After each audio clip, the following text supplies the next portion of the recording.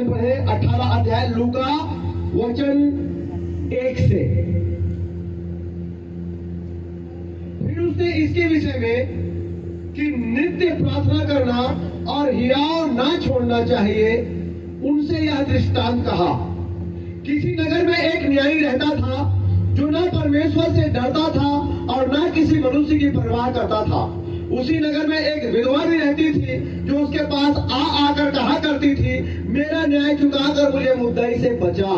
कुछ समय तक तो वह न माना, परंतु अंत में मन में विचार करके कहा, यद्यपि मैं ना परमेश्वर से डरता और न मनुष्यों की कुछ परवाह करता हूँ, तो भी यह विधवा मुझे सताती रहती है, इसलिए मैं उसका न्याय चुकाऊंगा। कहीं ऐसा ना हो कि घड़ी घड़ी आकर अंत को मेरी नाक में दम करे। प्रभु ने कहा, सुनो, वह अधर्मी न्यायी क्या कहता है, इसलिए क्या परमेश्वर अपने चुने हुओं का न्याय ना चुकाएगा जो रात और दिन उसकी दुहाई देते रहते हैं? क्या वह उनके विषय में देर करेगा? मैं तुमसे कहता हूँ, वह तुरंत उनका न्याय चुकाएगा। तो भी मनुष्य का पुत्र जब आएगा तो क्या वह पृथ्वी पर विश्वास पाएगा? एक दूसरे से बोलो, अपने आप कुछ नहीं होता। हालेलुया। एक बार फिर से बोलो, अपने आप कुछ नहीं होता। सुनना ध्यान से। यहाँ पे प्रभु यीशु मसीह ने प्रार्थना के बारे में दृष्टांत कहा। ऊपर मेन हेडिंग में लिखा है अधर्मी न्यायाधीश और विधवा का दृष्टांत, और नीचे लिखा है प्रार्थना, नित्य प्रार्थना न छोड़ना, उसके बारे में दृष्टांत। परमेश्वर ने प्रार्थना करना क्यों सिखाया अपने चेलों को? परमेश्वर ने हर एक अपने अध्याय में, मत्ती, मरकुस, लूका, यूहन्ना, इन चारों अध्याय में यीशु मसीह ने प्रार्थना करने के विषय में जानकारी क्यों दी? प्रार्थना करने के बारे में डीप रेवलेशन क्यों दिया? बाइबल कहती है यीशु मसीह दिन में प्रचार करते, सेवा करते और पूरी रात पहाड़ों में प्रार्थना करते, और जब जब वो खाली होते थे तब तब वो प्रार्थना करने जाते थे। क्या जरूरत है प्रार्थना करने की? आज शुक्रवार है, आज गुड फ्राइडे का दिन है। आपको लग रहा होगा आज पास्टर जी क्रूस वाला वचन पढ़ेंगे, यीशु मसीह के कुर्बानी का वचन देंगे। मैं क्रूस वाला ही वचन पढ़ रहा हूँ और कुर्बानी वाला ही वचन दे रहा हूँ आपको। आप ध्यान से सुनिए। क्या जरूरत थी प्रार्थना करने की? क्यों यीशु मसीह रात भर परमेश्वर के पुत्र होने के बाद भी पूरी रात पहाड़ों में प्रार्थना करते थे? क्यों यीशु मसीह 12 चेलों को अपना प्रार्थना करना सिखा रहे हो? वाय? प्रार्थना करना उत्पत्ति से आदम का जो पोता था सेत और एनोस, वहां से प्रार्थना शुरू है। प्रकाशित वाक्य तक पूरी बाइबल केवल प्रार्थना से भरी हुई है। वाय? क्यों? सुनना ध्यान से, केवल सुनो, वचन आपको समझ में आ जाएगा मैं कहां से प्रचार कर रहा हूं। उत्पत्ति के अध्याय में परमेश्वर ने आदम और हवा को बनाकर अदन की वाटिका में रख दिया। बोलो, अदन की वाटिका। हालेलुया। अदन की वाटिका में परमेश्वर ने रख दिया और इंस्ट्रक्शन दी और जानकारी दी, सचेत किया कि इस पेड़ का फल कभी ना खाना, क्योंकि अगर खाओगे तो मर जाओगे। शैतान के द्वारा, इब्लिस के द्वारा वो आदम और हवा बहकाए गए। पहले हवा बहकाई गई और फिर आदम बहकाया गया। हवा शैतान के बातों में आके उस फल को तोड़ ली और खा ली, और उसने अपने पति को भी खिलाया, और दोनों के दोनों उस फल को जिसके लिए परमेश्वर ने मना किया था न खाना, मत खाना, उसको खाया। फल को खा के इन्होंने पाप नहीं किया, लेकिन परमेश्वर की बातों को न मान के इन्होंने पाप किया। हालेलुया।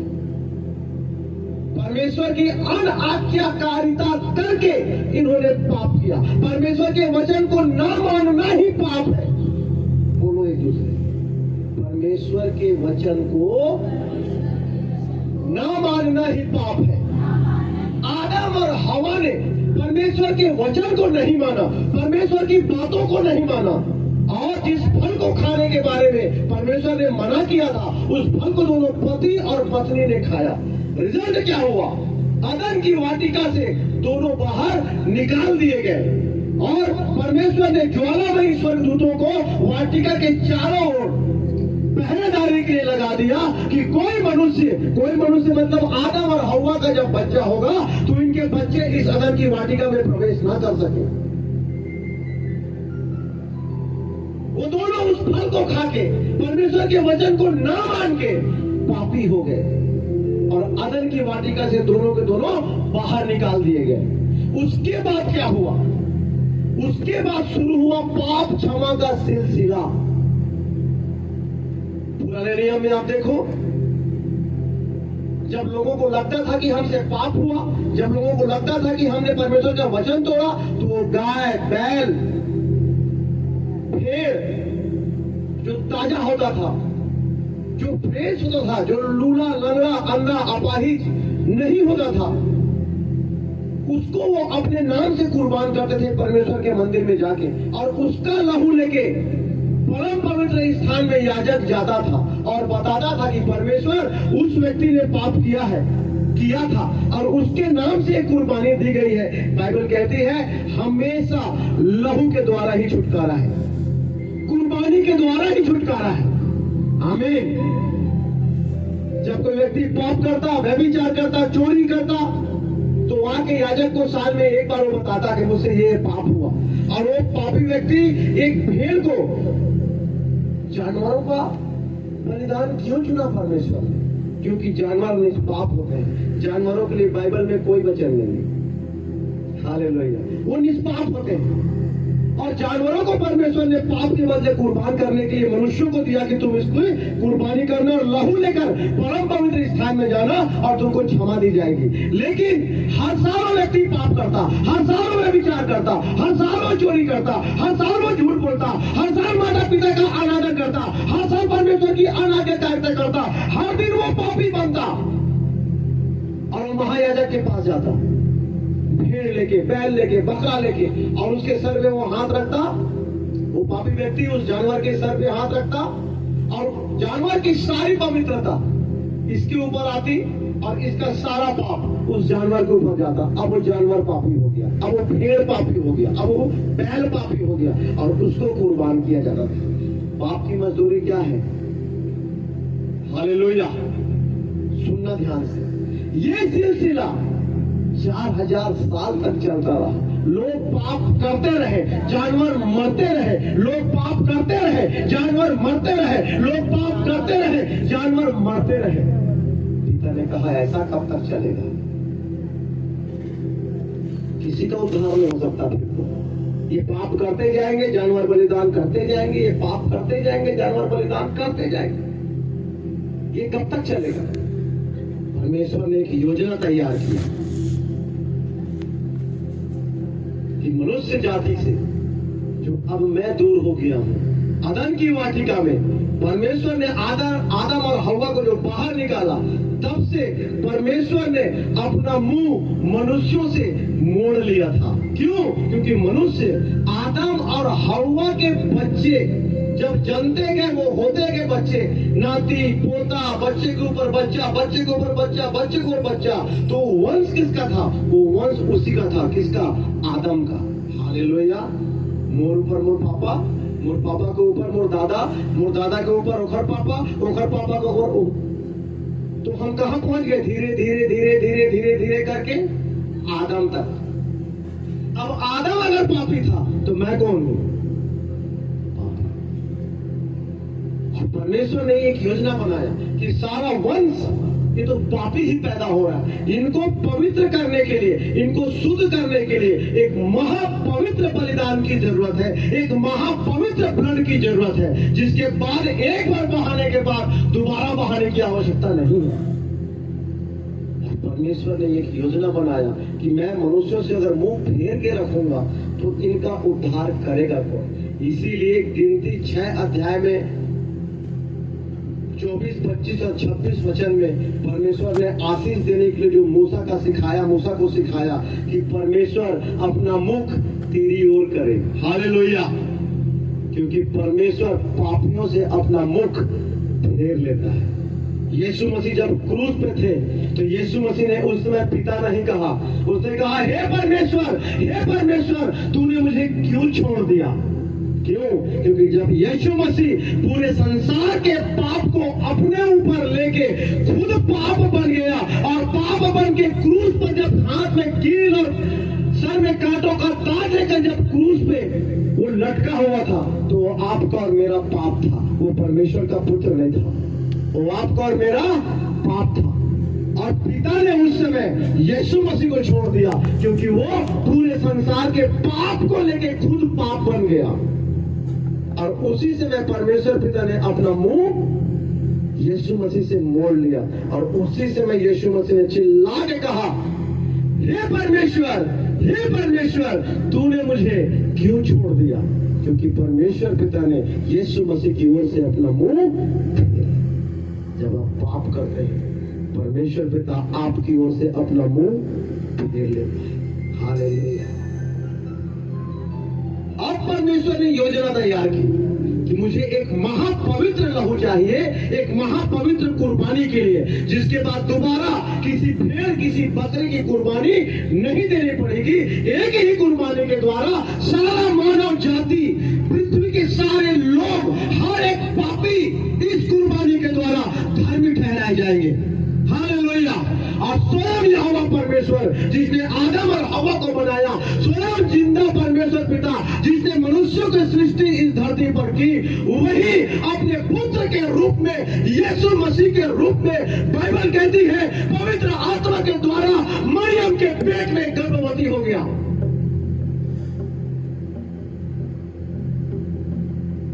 मरियम कुंवारी थी, मरियम की शादी नहीं हुई थी, मरियम धर्मी स्त्री थी, मरियम पवित्र स्त्री थी। और परमेश्वर के दूत ने आए कहा, मरियम परमेश्वर का अनुग्रह तुझ पर हुआ है, पवित्र आत्मा की ओर से तू गर्भवती होगी। किसकी ओर से?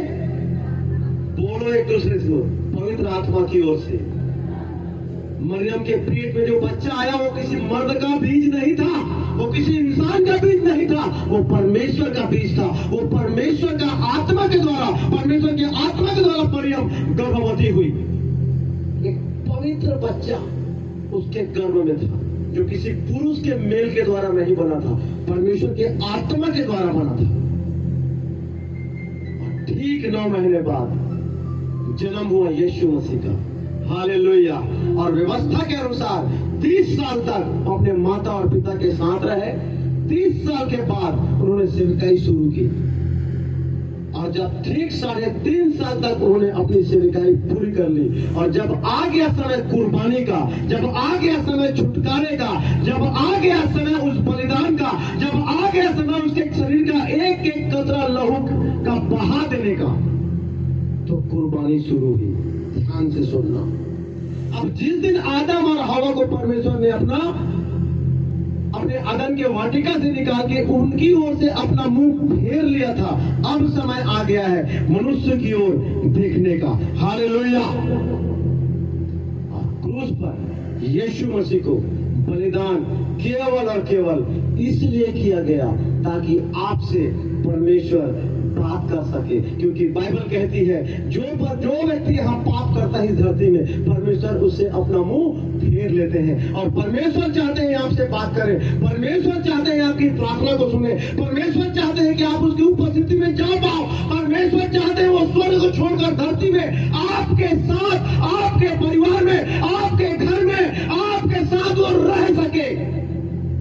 केवल इसीलिए उसने अपने एकलौते पुत्र को इस धरती पर भेजा। अगर ये कहे कि यहोवा परमेश्वर स्वयं पुत्र के रूप में इस धरती पर पैदा हुआ और अपने पवित्र लहू से आपके पापों को धोया और अपने लहू के द्वारा उसने आपको धर्मी ठहराया, और जिस दिन आप बपतिस्मा लेते हैं और उसके बाद जिस दिन आप प्रभु भोज देते हैं, यीशु मसीह के लहू और मांस की संगति करते हैं, उस दिन आप यीशु मसीह के लहू के द्वारा धर्मी ठहराए जाते हैं। आमीन।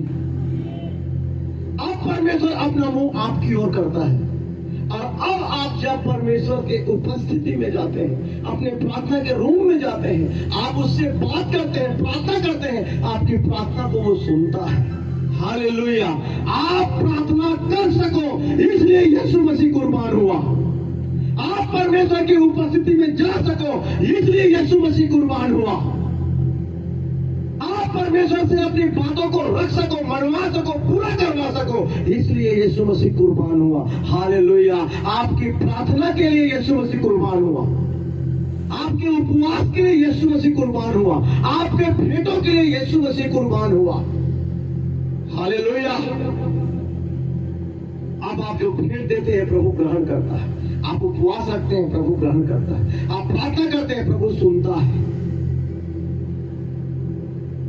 लेकिन जब तक यीशु मसीह का लहू नहीं बहाया गया, जब तक यीशु मसीह क्रूस पर कुर्बान नहीं हुआ, परमेश्वर ने अपना मुंह हमारी ओर नहीं किया, उसका पीठ हमारी ओर था। इसलिए याजकों को कहा परमेश्वर ने इस तरह से आशीष देना, यहोवा अपना मुख तेरी ओर करे और तुझे शांति ओखरे लाइफ में है जेखर मुंह परमेश्वर के मुंह जेखर तरफ है। हालेलुया। जिसके तरफ परमेश्वर का मुंह नहीं, ओखर लाइफ में शांति नहीं। और परमेश्वर अपना मुंह आपकी ओर करने के लिए अपने एकलौते पुत्र को कुर्बान किया। और आज आप प्रार्थना नहीं करते हो, आज आप प्रार्थना नहीं करते, और आप प्रार्थना कर सको इसलिए यीशु मसीह कुर्बान हुआ। आप उपवास रख सको इसलिए यीशु मसीह कुर्बान हुआ। आप परमेश्वर को बेस्ट दे सको और परमेश्वर उस बेस्ट को ग्रहण कर सके इसलिए यीशु मसीह कुर्बान हुआ। आप बेस्ट नहीं देते और बेस्ट के लिए यीशु मसीह कुर्बान हुआ ताकि आप बेस्ट दे सको परमेश्वर। आप रात भर जागते नहीं, शनिवार की रात मैं आपको बार बार कहता हूं पूरी रात आप प्रार्थना करके आओ। सोचो आप प्रार्थना कर सको, आप परमेश्वर से बात कर सको, इसलिए यीशु मसीह कुर्बान हुआ। आप बात नहीं करते परमेश्वर से, आप बैठते नहीं पूरी रात परमेश्वर के साथ, आप देते नहीं समय को परमेश्वर को। अगर यीशु मसीह कुर्बान नहीं होते तो आप में से कोई भी आज जिंदा नहीं होते। आपकी बात समझ लो कितना इंपॉर्टेंट है प्रार्थना करना। आप प्रार्थना कर सको करके किसी ने अपना लहू का एक एक बूंद क्रूस पर बहाया है। आपकी प्रार्थना के लिए यीशु मसीह ने कीमत चुकाया है ताकि आप परमेश्वर से प्रार्थना कर सकें। आमीन। प्रार्थना नहीं करना पाप है। आप प्रार्थना नहीं करते, यीशु के कुर्बानी को आप व्यर्थ ठहराते हैं अपने लाइफ में। जैसे भैया प्रार्थना करता था, हाँ कभी कभी सब बैठे थे परिवार, अब प्रार्थना नहीं। आप यीशु के लहू को, यीशु के कुर्बानी को आप व्यर्थ ठहरा रहे। कैसे भी प्रार्थना करता टाइम नहीं मिले, बोलो परमेश्वर से बात करने के टाइम नहीं है, दूसरा काम में थक जा रहा। परमेश्वर से बात करने के टाइम नहीं है। इतना वीआईपी हो गए आप, परमेश्वर से ज्यादा धर्मी हो गए आप।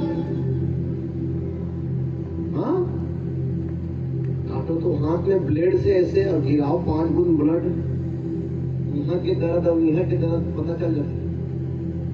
पैर से लेके सर तक के नस खींचते जब ब्लड निकलती है उंगली लेते। सोचो तो 6 घंटा क्रूस पे रहा है प्रभु यीशु मसीह, पीठ में एक मांस के टुकड़ा नहीं रही, पीछे से फेफड़ा के हड्डी दिखत रही। हाँ किसके लिए? आपके लिए, ताकि आप प्रार्थना कर सके, आप यहोवा पिता से बात कर सके, आपकी दी हुई भेंटों को वो ग्रहण कर सके, केवल इसलिए।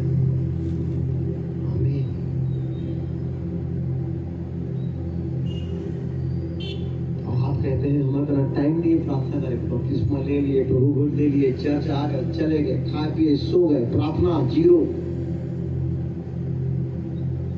खुद भी ये प्रार्थना तो खाए के थाली में इन्हें शुद्ध कर, साफ कर, ताकि ना मैं खाऊं और पेट भरे, ये वाला प्रार्थना। नाइट प्रेयर नहीं है, मॉर्निंग प्रेयर नहीं है, इवनिंग प्रेयर नहीं है। इसीलिए आप परेशान।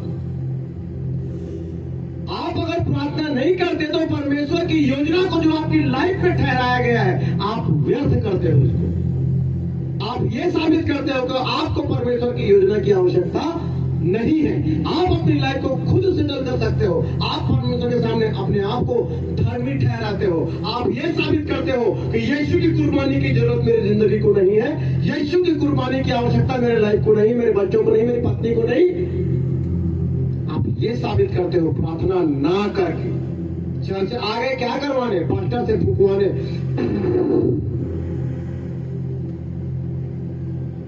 से फूकवाने फूक जाओ मारते।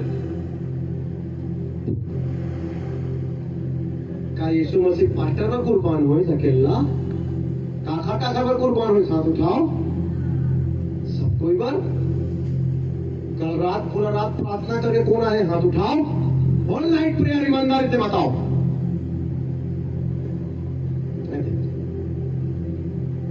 यीशु मसीह किसके लिए कुर्बान हुआ? ये अपन कर्म से साबित करा थे कि यीशु मसीह इसके लिए कुर्बान हुआ। आप मत खा के सूख था, रात में खाए पिए दही बड़ा भात, कभी गर्मी आ गए कढ़ी बेसन घोर के टमाटर वाला मही वाला सुड़ुप सुड़ुप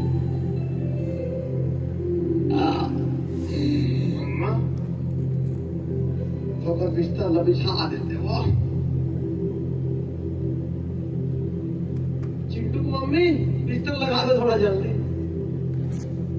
शनिवार के तो अक्सर कई घर चिकन बनते, लेग पीस दोनों हाथ में खींचते थे। कल चर जाना है, छुट्टी है कल। आज से 3-4 बजे थे, साग ले जाए सकर नहीं, शनिवार को ही चिकन बना लो।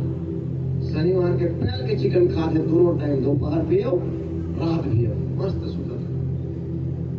मंडे लेकर प्रार्थना निवेदन, पास्टर जी इसी में इसे हो गया, प्रार्थना कर दीजिए। ओके, यीशु मसीह पास्टर पर मरे, तुम्हारे पर तो मरे नहीं। मरती तो शनिवार प्रार्थना करता, रिश्ता बनाते प्रभु के साथ, के प्रार्थना करके सोचता, हफ्ते में 2 दिन उपवास रखता, 5 अध्याय नया नियम, 5 अध्याय पुराना नियम पढ़ता। बाइबल पढ़ना नहीं, उपवास रखना नहीं, प्रार्थना करना नहीं, पास्टर ला फोन करना, प्रार्थना करवाना, पास्टर जी फूक दीजिए, फूक दीजिए।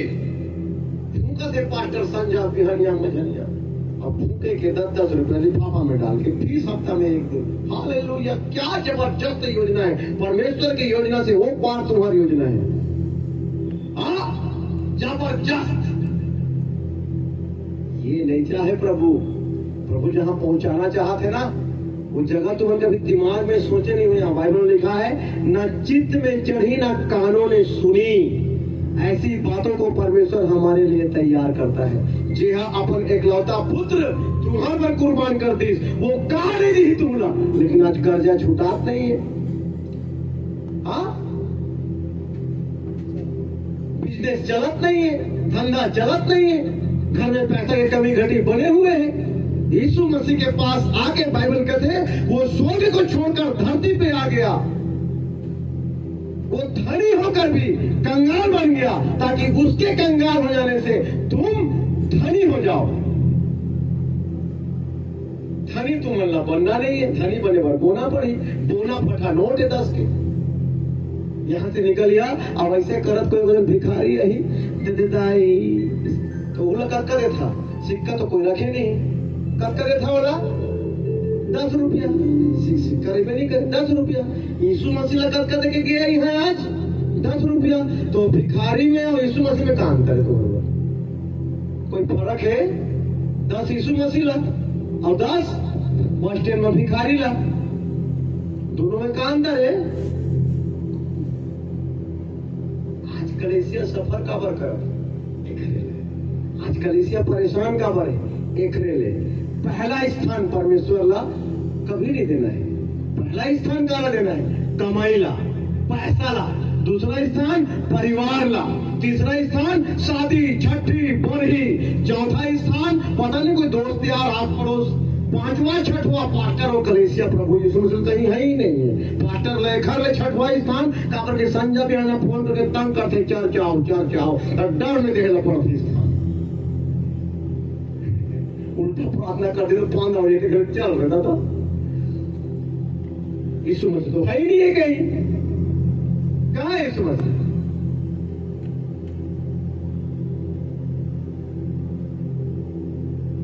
यहोवा पिता तुहर बराबर बेटा कुर्बान कर, ताकि उसके लहू बहा जाने से तुम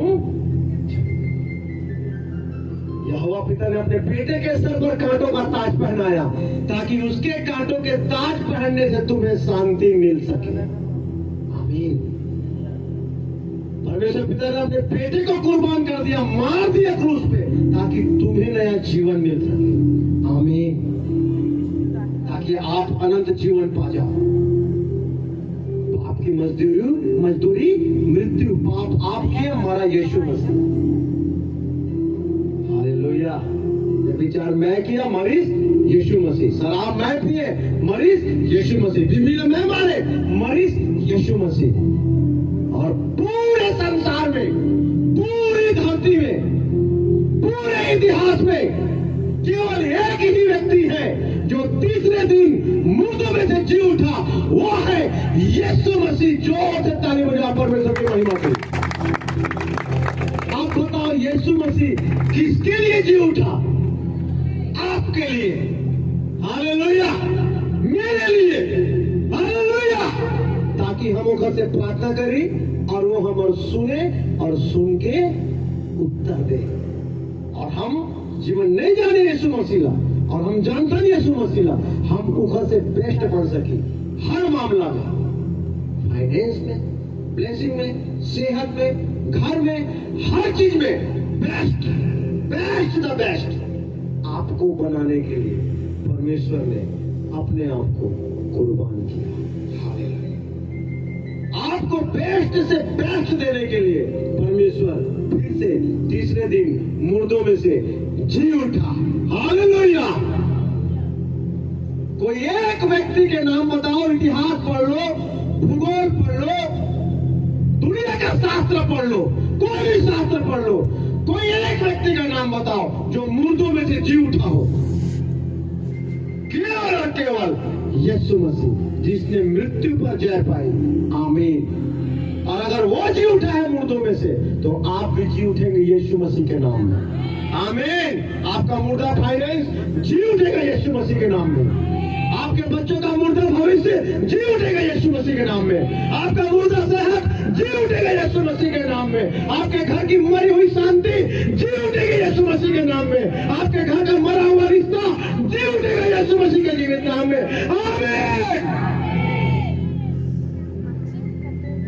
पूरे इतिहास पढ़ लो और देख लो, कोई एक व्यक्ति बता दो जो मुर्दों में से जी उठा। केवल और केवल यीशु मसीह। बड़े बड़े योद्धा आए,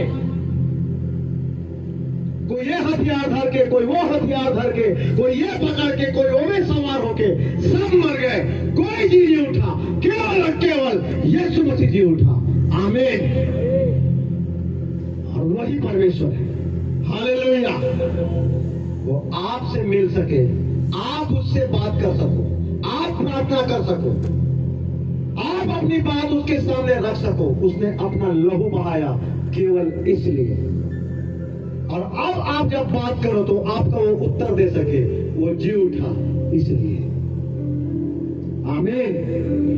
आज बहुत जन के हस्बैंड चर्च में नहीं है, बहुत जन के वाइफ चर्च में नहीं है, आज बहुत जन के बच्चा चर्च में नहीं है, आज बहुत जन खाली हाथ चर्च आए हुई। कहीं ना कहीं आप प्रॉब्लम में हो। काबर आप कंप्लीट परमेश्वर के साथ समर्पित नहीं, और कोई बात नहीं। आप परमेश्वर के साथ सीधा हो जाओ, प्रभु सीधा हो जाइए आप के साथ। जी हाँ, यर्दन बहते हुए नदी ना रोक दिस, वो कुछ भी कर सकते हैं। जे लाल समुद्र दो भाग फाड़ दिस और इजरायली में रास्ता दे दिस, वो कुछ भी कर सकते हैं। जो मरे हुए 3 दिन के सड़े हुए मुर्दा लाजर जिंदा कर दिस, वो कुछ भी कर सकते हैं। आमीन। वो कुछ भी कर सकते हैं। बेटी, तेरे विश्वास ने तुझे चंगा किया। कैसा विश्वास है आपका? यीशु मसीह मर गए नहीं उठे हैं, ते वाला विश्वास। कैसा विश्वास है आपका? आप अपने फाइनेंस को स्टेबल कर लेंगे, आप अपने फाइनेंस को बना लेंगे, आप अपने बिगड़े हुए बच्चे को सुधार लेंगे, आप अपने व्यभिचारी पति को सुधार लेंगे, आप अपने नशेड़ी पति को सुधार लेंगे, आप अपने लड़ाई झगड़ा करने वाली पत्नी को सुधार लेंगे। क्या ऐसा विश्वास है आपका? तो इसका मतलब आप बोले यीशु मसीह की जरूरत नहीं है। अगर आप अपने प्रॉब्लम के सॉल्वर खुद हैं, तो यीशु मसीह की जरूरत नहीं आपको। लेकिन अगर आप कहो कि प्रभु तू मेरा परमेश्वर है, तू इस प्रॉब्लम को सॉल्व करेगा, तू मुझे ब्लेस करेगा, मेरा भरोसा तुझ पर है पिता, वो आपको निकालेगा प्रॉब्लम से यीशु मसीह के नाम में। वो आपके बिगड़े हुए बच्चे को सुधारेगा यीशु मसीह के नाम में। वो आपके बिगड़े हुए फाइनेंस को सुधारेगा यीशु मसीह के नाम में। वो आपके घर की अशांति को खत्म करेगा यीशु मसीह के नाम में। आप सही हो जाओ, केवल और केवल जरूरत यही है, आप सही हो जाओ। आप बैठ जाओ घुटने में, यीशु मसीह कुर्बान हुआ, आप घुटने में आ सको। इसलिए यीशु मसीह ने अपने लहू का एक एक कतरा बहा दिया, आप प्रार्थना कर सको, पिता से बात कर सको। इसलिए हालेलुया। अगर आप प्रार्थना नहीं करते तो आप केवल और केवल ये साबित करते हैं आपको यीशु मसीह की कुर्बानी की आवश्यकता नहीं। प्रार्थना नहीं करना मतलब यही साबित करना कि आपको यीशु मसीह की कुर्बानी की जरूरत नहीं थी। अगर आप प्रार्थना नहीं करते तो आप यही साबित करते हैं। आमीन। बोलो एक दूसरे को प्रार्थना कर, आप परमेश्वर की योजना को अपने ऊपर पूरा होने दे। मेरी कल्पनाएं तुम्हारे लिए लाभ की है, हानि की नहीं। आपका सोच था एक छोटा सा 2 बेडरूम के कमरा, पीछे छोटा सा बाड़ी, सामने छोटा सा आंगन और आंगन में एक ठोकार। ये आप सोच था, वो सोच के रखे हैं कार के शोरूम तुम्हारे पर। वो का सोच थे कार के शोरूम, आपका सोच था एक ठोकार। आपका सोच था 2 बेडरूम, एक किचन, एक हॉल वाला 2 BHK रूम। वो का सोच थे महल। हालेलुया। आपका सोच था यहाँ की बात करता, वो कहाँ की बात करते। परमेश्वर की योजना को अपने लाइफ में पूरी होने दीजिए। एक गवाही को सुनेंगे, सुनो भैया गवाही आएंगे, राधिका भैया और प्रेम दीदी। आइए छोटी सी गवाही हम सुने। ईमान का सुनत रहे और प्रभु का करिस, ध्यान से सुनना।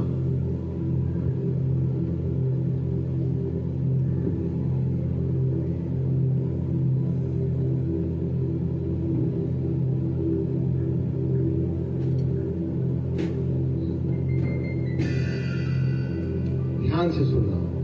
ये हमारे चर्च के सेविका बहन है, बहन प्रेम कुमारी, गवाही टीम में और फंड कलेक्शन के सेवा में है। ये बहन पेशा से टीचर है, यहाँ से 30-35 किलोमीटर दूर पढ़ाए जाते हैं स्कूल में, रेगुलर गवर्नमेंट जॉब में।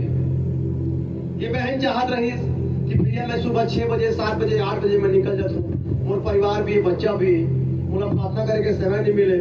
मैं शाम को 5 बजे 6 बजे आता हूँ पढ़ा लिखा के बच्चे मतलब आए के बाद घर में काम नाम, तो मैं बहुत समय प्रभु ने मैं नहीं दे पाता हूँ। लेकिन मुझे समय देना चाहता हूँ मैं, लेकिन मेरे पास समय नहीं मिलता बच पाते भैया।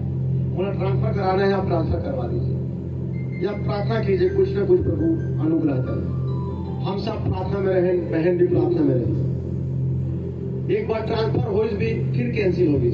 ट्रांसफर हो बेचारी ला अभी तो 35 किलोमीटर दूर जात रही से, ट्रांसफर हो 150 किलोमीटर दूर यहाँ हो गया। बोला ले दे के कैसे कैसे करके कैंसिल करवाए रुकवाए। ओखर बाद यहाँ परेशान बेचारी कि करो तो करो का, मैं बनाने की कोशिश करत हूँ लेकिन बिगड़त जाते। प्रभु मैं तो पास आके कोशिश करत हूँ लेकिन मैं तो और दूर जाता हूँ, तो और साथ साथ अपन पति से अपन बच्चे से भी दूर जाता हूँ। परेशान है लेकिन आगे हो इस क्या, ध्यान से सुनना। बीच में बताया कि भैया मैं कुड़कुड़ात में रहने परमेश्वर के ऊपर, मोर इच्छा के अनुसार काम काबर नहीं करत है। लेकिन बाइबल कहते हैं मेरी कल्पनाएं तेरे लाभ की है, हानि की नहीं। ध्यान से सुनना परमेश्वर की कल्पना। भाई राधिका प्रसाद बताएंगे। आप सबको जय मसीह की। 6 महीना पहले की बात है, जब मेरी पत्नी का प्रमोशन प्रधान फाटक में हुआ, तब हम लोग सोच रहे थे कि नजदीक जगह मिल जाता, और ये सोच रही थी कि मैं मेरा 30-35 किलोमीटर दूर जाती हूँ तो मैं प्रार्थना नहीं कर पाती, थक जाती हूँ करके।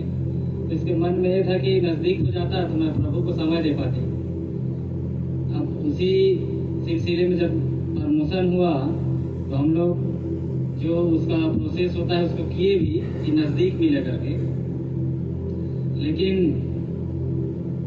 अभी तो 30 किलोमीटर जा रही थी, वो 150 किलोमीटर दूर हो गया। अब ये परेशान होना चालू हो गया इसका, ये कैसे करूं। तो हम लोग सोचे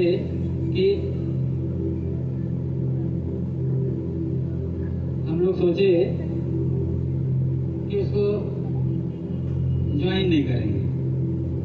अब ज्वाइन नहीं करेंगे, अब ये सोचे। उसके बाद और कुछ बातें होते गया तो लगा कि हम लोग जाके कलेक्ट्रेट में बात करें, पैसा से सब कुछ हो सकता है तो पैसा देके काम करवा लें, नज़दीक आ जाए। अब वहाँ पे बातचीत कर लिए, इतने पैसे में नज़दीक हो जाएगा। अब उसी बीच में हम लोग का लगभग 2 बजे गए थे और 4-5 बजे के बीच में होना था हमारा काम। और हम लोग वो जिसको पैसा देना था वो आ गए हमारे सामने, अब देने वाले थे और उसी बीच में रिजल्ट आ गया कि कैंसिल हो गया, पूरा प्रमोशन ही पूरा निरस्त कर दिया। गवर्नमेंट ने पूरा प्रमोशन निरस्त कर दिया।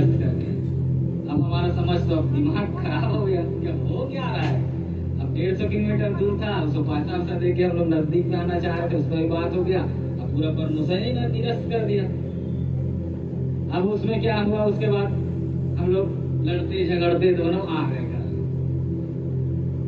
अब उसके बाद हुआ कि कुछ प्रधान पाठक लोग जो नजदीक में जगह पाए हुए थे वो लोग कोर्ट चले गए कि हमारा सही तरीका से हुआ है तो हमको स्टे मिल जाएगा करके, और कोर्ट ने स्टे भी दे दिया, उसमें ज्वाइन भी कर लिए। अब हम लोग कुछ देर बाद हम लोग सोचे कि हम लोग भी स्टे लें, लेकिन हम तो स्टे ले नहीं सकते थे। स्टे लेते तो वहीं 150 किलोमीटर दूर जाना पड़ता। तब उसमें बात ये हुआ, एक तो रास्ता ये निकला कि उसमें संशोधन करवाना है। उसमें संशोधन के लिए हाई कोर्ट में लगाए, तो उस संशोधन के जरिए फिर डीओ को अभ्यावेदन दिया गया कि इनका 15 दिन के अंदर में निराकरण किया जाए और इनको जगह। डीओ मतलब इनका विभाग का प्रमुख जिला शिक्षा अधिकारी है जो। उसके बाद इनको जगह मिल गया नजदीक में रामपुर में।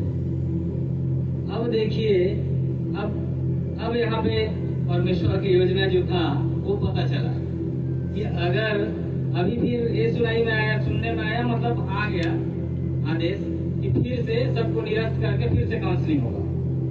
जो जगह मिला है उसको सबको कैंसिल कर दिया। लेकिन परमेश्वर की योजना ये थी यहाँ पे कि हमारा जो डीओ को जो निराकरण का आदेश दिया गया था हाई कोर्ट से, सिर्फ कुछ लोगों को, हमारी पत्नी भी है, मेरी पत्नी भी है, उसको काउंसलिंग में शामिल नहीं किया गया। उनका जगह को वहीं पे दिया गया। हालेलुया। सिर्फ 3 किलोमीटर और बाकी जन के कैंसिल हो गए, बाकी जन के काउंसलिंग हुई, बाकी जन फिर जगह दिए जाए, उनका प्रमोशन फिर लटक गए। ये बेचारी हेड मास्टरिंग बन गए और 3 किलोमीटर में जगह पा गए। लेकिन जे दिन 150 किलोमीटर भेज रहे वो दिन हम भारी बहुरा रहे परमेश्वर पर। हालेलुया। अब बताए भैया, मैं परमेश्वर के ऊपर कुल आदमी हूँ, मैं पैसा खर्चा करे के बाद ही मोर ट्रांसफर नहीं हो पाते। हालेलुया। तो परमेश्वर की योजना इधर पर लाभ की है कि हानि पर। आज यह काउंसलिंग में शामिल नहीं है। अगर काउंसलिंग होती तो आज फिर यह अपन सिरकी वाला जगह में 30-35 किलोमीटर वाला जगह में चलते थे बेचारे। हाँ, लेकिन बाइबल कहते जो मेरा सेवा करेगा मेरा पिता उसका इस सेवा के रिजल्ट है।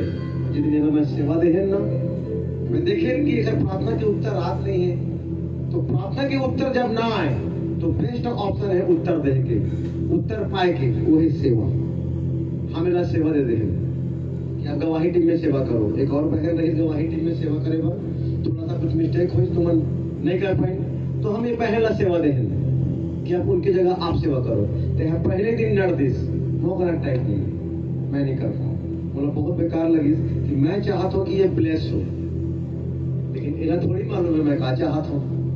इन्हें लगी कि बोला बर्डन दे थे जिम्मेदारी। मैं कहे नहीं, तोले ही करना है और कोई नहीं करे, बस तोले ही करना है। मैं नहीं आ सकूं टाइम में, चल मैंने कोई बात नहीं, तो क्या करना है। लेकिन और आज रिजल्ट, जो मेरी सेवा करेगा मेरा पिता, उसका 3 किलोमीटर में। Hallelujah, hallelujah. परमेश्वर की आप बढ़िए, परमेश्वर की योजनाएं आपके लिए लाभ की है, हानि की नहीं। परमेश्वर अपनी योजना को आपके जीवन में पूरा कर सके, इसलिए उसने यीशु मसीह को आपके लिए कुर्बान किया। आप प्रार्थना कर सको, आप परमेश्वर के सामने बैठ सको, इसीलिए यीशु मसीह कुर्बान हुआ। आज के बाद हर बंदा रोज 3 घंटे प्रार्थना करेगा। बोलो एक दूसरे से, रोज 3 घंटा प्रार्थना करना है। अगर तय चाहता कि परमेश्वर की योजना तोर ऊपर पूरा हो सके, तो थोड़ा प्रार्थना करना पड़ेगा। आमीन।